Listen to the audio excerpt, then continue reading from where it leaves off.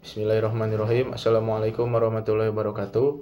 Saya Miftah Herdin Alfansyah, nomor induk mahasiswa 11830300042, jurusan Hukum Tata Negara Siasa, semester 4 kelas A. Di sini saya akan membagikan video mengenai review materi offline tentang mata kuliah Hukum Konstitusi dengan bobot SKS 2 dan dosen pengampu Ibu Dr. Hajah Dewi Sulastri SH MH dan Bapak Lutfi Fahrul Rijal SSY MH. Tujuan pembelajaran mata kuliah Hukum Konstitusi ini adalah memahami pengetahuan mengenai mata kuliah Hukum Konstitusi melalui pendekatan historis, yuridis, dan politis. Langsung saja pada pertemuan pertama mengenai pengenalan terhadap konstitusi. Di sini perkuliahan masih dilaksanakan secara tatap muka. Konstitusi dalam bahasa Perancis yaitu constituer, yang berarti membentuk, dan dalam bahasa Belanda dikenal dengan grondwet, yang artinya undang-undang dasar. Menurut Profesor Sri Sumantri, setiap negara pasti memiliki konstitusi. Konstitusi ini memiliki 3 pokok pembahasan, yaitu mengenai ketatanegaraan, kelembagaan, dan hak asasi manusia. Konstitusi ini dibagi menjadi 2 jenis, yaitu konstitusi tertulis dan konstitusi tidak tertulis. Lalu selanjutnya pertemuan kedua mengenai pengertian konstitusi dan tujuan konstitusi. Perkuliahan masih dilaksanakan secara tatap muka. Konstitusi dalam bahasa Perancis di sini yaitu constituer, yang artinya membentuk, dan bahasa Belanda yaitu grondwet, yang berarti undang-undang dasar. Sedangkan pengertian secara istilah, konstitusi adalah seperangkat hukum dasar yang mengatur penyelenggaraan terhadap kehidupan berbangsa dan bernegara. Konstitusi ini memiliki 3 tujuan utama, yaitu yang pertama keadilan, yang kedua kepastian hukum, dan yang ketiga adalah kebermanfaatan.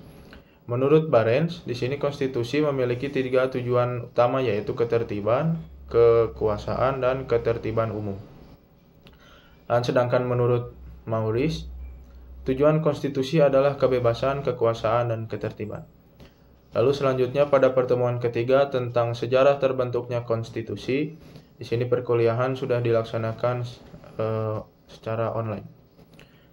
Konstitusi sendiri biasa disebut sebagai hukum dasar suatu negara yang digunakan untuk membatasi kekuasaan pemerintah. Hukum dasar di sini adalah hukum yang mengatur hal-hal yang bersifat fundamental dan mendasar. Konstitusi ini berkaitan dengan hukum. Dalam konstitusi terkandung berbagai hukum yang mengatur tata cara berbangsa dan bernegara. Dalam sejarahnya, konstitusi sudah dikenal sejak zaman Yunani kuno. Ide untuk membuat atau membentuk konstitusi sendiri muncul dalam pemikiran manusia dikarenakan adanya sikap kesewenang-wenangan daripada penguasa. Pemikiran manusia inilah menjadi latar belakang terbentuknya konstitusi, agar penguasa tidak berbuat sewenang-wenang. Konstitusi sendiri dibentuk atau dibuat atas dasar kesepakatan maupun perjanjian antara penguasa negara dengan masyarakatnya. Tujuannya adalah untuk menjaga kekuasaan, ketertiban negara, dan kepentingan negara itu sendiri, agar setiap hal yang ada di dalam negara itu sendiri mempunyai kepastian hukum yang jelas. Dengan demikian, akan mendorong adanya keadilan dalam negara.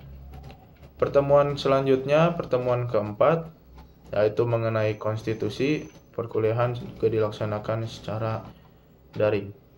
Konstitusi tidak hanya terbentuk dari norma-norma yang terkandung dalam undang-undang saja, namun konstitusi juga terbentuk karena kebiasaan, adat istiadat yang mengatur tentang tata cara berhubungan antar warga negara. Konstitusi ini terbentuk dari salah satu komponen dasar, yaitu salah satunya adalah ideologi. Sehingga dalam pembentukan suatu konstitusi ini terdapat berbagai doktrin yang merujuk kepada salah satu ideologi, tergantung pada negaranya masing-masing. Dalam perkuliahan online ini dibahas mengenai konstitusi yang diterapkan pada sebuah negara berdasarkan ideologi agama, benar ataukah salah. Di sini saya berpendapat bahwa ini benar adanya karena pada dasarnya sebuah prinsip-prinsip dasar yang dimiliki oleh setiap agama-agama ini dapat diimplementasikan terhadap suatu prinsip dasar suatu negara. Maksudnya dalam agama manapun tidak diajarkan adanya keburukan selama masih dalam lingkup kebaikan. Prinsip yang terdapat dalam agama tersebut, jika masih dalam ruang lingkup kebaikan, maka dapat dijadikan sebagai dasar pembuatan suatu konstitusi. Lalu selanjutnya, pertemuan kelima, yaitu mengenai konstitusi, konstitusionalisme, dan negara. Perkuliahan juga dilaksanakan secara daring. Yang pertama yaitu mengenai supremasi konstitusi, lalu pengertian konstitusionalisme dan doktrin konstitusionalisme. Supremasi di sini menurut KBBI artinya kekuasaan tertinggi atau kekuasaan teratas. Supremasi konstitusi memiliki arti bahwa konstitusi merupakan sebuah sumber tata tertib hukum yang tertinggi dalam suatu negara. Maksudnya konstitusi ini menjadi suatu kekuasaan tertinggi karena konstitusi merupakan suatu prinsip dasar yang disepakati oleh rakyat mengenai negaranya sendiri. Pentingnya suatu konstitusi atau undang-undang dasar adalah sebagai pemberi pegangan dan pemberi batas sekaligus tentang bagaimana kekuasaan negara harus dijalankan. Karena konstitusi dapat menjadikan suatu negara itu mencapai tujuan yang diinginkan atau diharapkan. Supremasi konstitusi menurut K.C. Ware dapat dilihat dari aspek hukum dan aspek moral. Di sini Hamid At-Tamimi menyatakan bahwa konstitusi sebagai pemberi pegangan dan pemberi batas dan sekaligus pegangan dalam mengatur bagaimana kekuasaan negara itu dijalankan. Selanjutnya, pengertian konstitusionalisme adalah suatu konsep atau gagasan yang berpendapat bahwa kekuasaan pemerintah itu perlu diawasi agar penyelenggaraan pemerintahan tersebut tidak bersewenang-wenang atau otoriter. Selanjutnya, dalam KBBI, doktrin itu adalah ajaran. Secara singkat, doktrin yaitu ajaran baik dalam hal keagamaan, ketatanegaraan, ataupun ilmu pengetahuan yang bersifat mendorong sesuatu seperti memobilisasinya.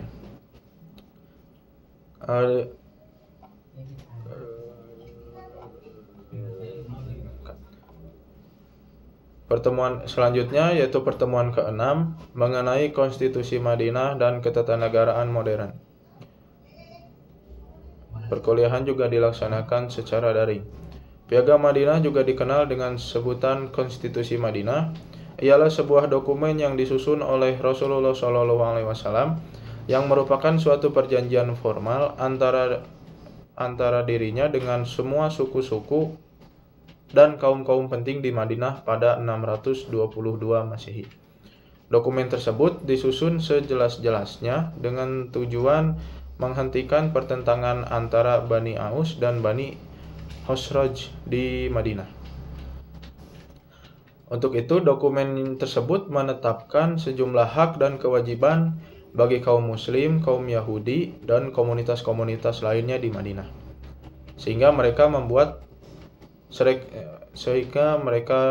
menjadi suatu kesatuan dalam satu komunitas yang dalam bahasa Arab disebut sebagai ummah.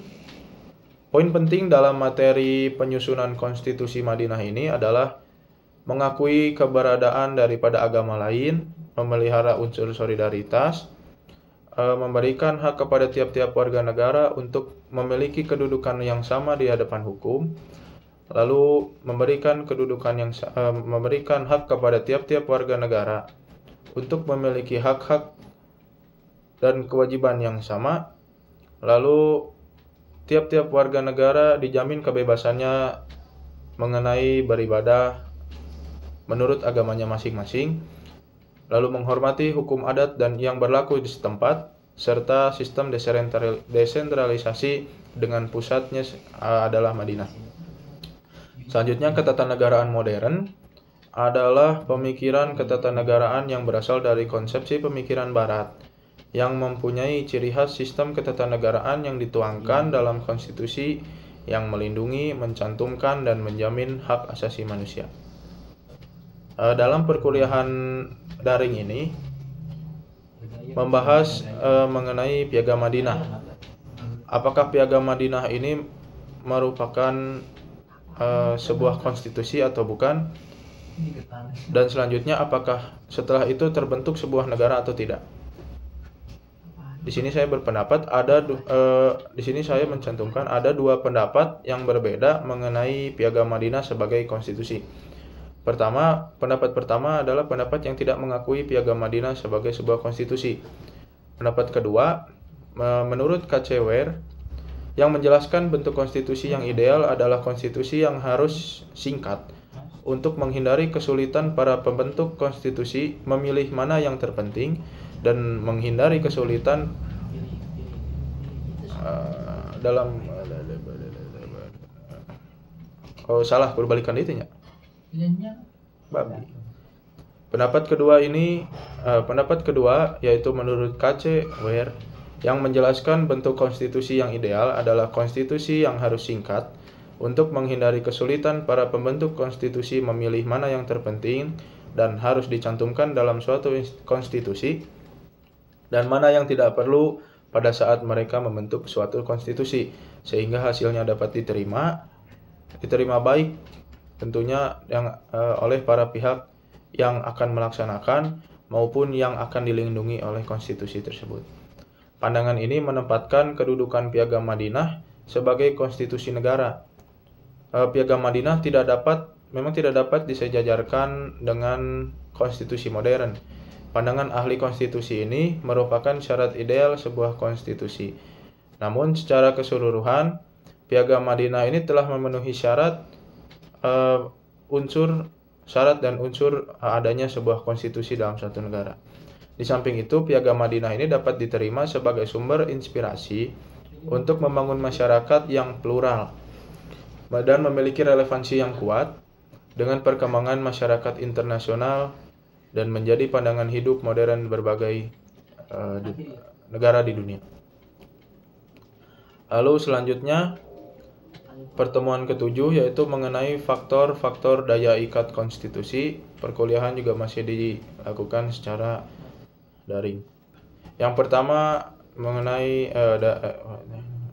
pertama dari aspek hukum.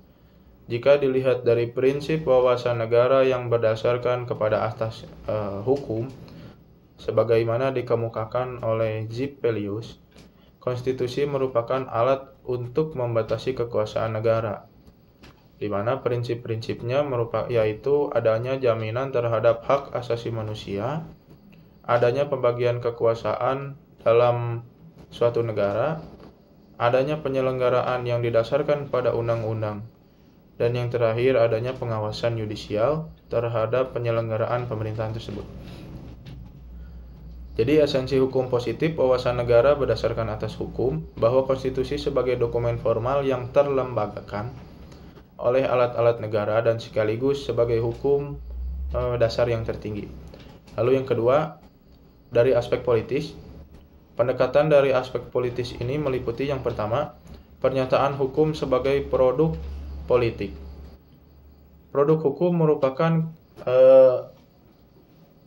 kristalisasi atau pemisahan dan atau sebuah proses politik. Menurut Mulyawan Kusuma, bahwa hukum sebagai sarana kekuasaan politik menempati posisi yang lebih dominan dibandingkan dengan fungsi lain. Yang kedua, hubungannya hukum dengan kekuasaan.